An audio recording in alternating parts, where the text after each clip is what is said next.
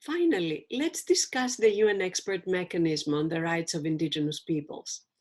After 24 years of functioning, the Working Group on Indigenous Populations was ended in 2006. Indigenous peoples insisted to continue to have an indigenous rights body within the human rights system of the UN.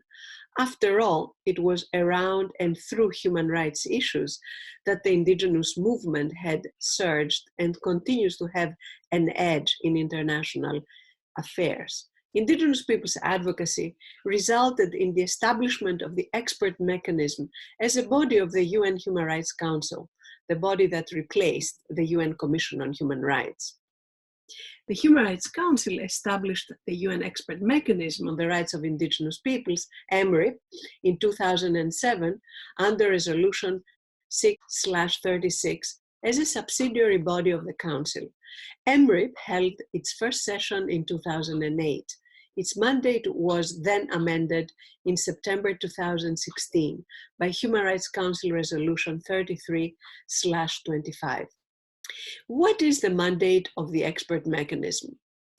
The expert mechanism is an international body that provides the Human Rights Council with expertise and advice on the rights of indigenous peoples as set out in the UN Declaration on the Rights of Indigenous Peoples, and assists states upon request in achieving the ends of the declaration through the promotion and protection and fulfillment of the rights of indigenous peoples. In other words, the expert mechanism responds to the technical cooperation area of the UN's human rights action.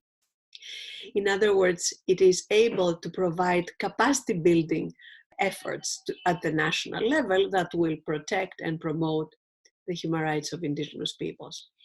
The expert mechanism also issues research-based policy advice on broad themes, as has been the case on the topics of access to justice, education, and free, prior, and informed consent. The expert mechanism is composed of 7 independent experts on the rights of indigenous peoples. The experts are appointed by the Human Rights Council, which is to give due regard to recognized competence and expertise on the rights of indigenous peoples, experts of indigenous origin, and gender balance. Almost all members of EMRIP are indigenous persons. The expert mechanism holds an annual session in the summer in Geneva, Switzerland, in which representatives from states, indigenous peoples, indigenous organizations, civil society, intergovernmental organizations, and academia take part. Recent studies of EMRIP include a study on indigenous peoples' rights in the context of borders, migration, and displacement, a study on free, prior, and informed consent, a study on the right to health, good practices and challenges in business and in access to financial services by indigenous peoples, cultural heritage, access to justice, and other topics. Given the complexity of the right to free, prior, and informed consent, EMRIP has made a most important contribution in its 2018 study on this matter. This is perhaps the most significant and necessary intervention of EMRIP in the field of indigenous peoples' rights to date.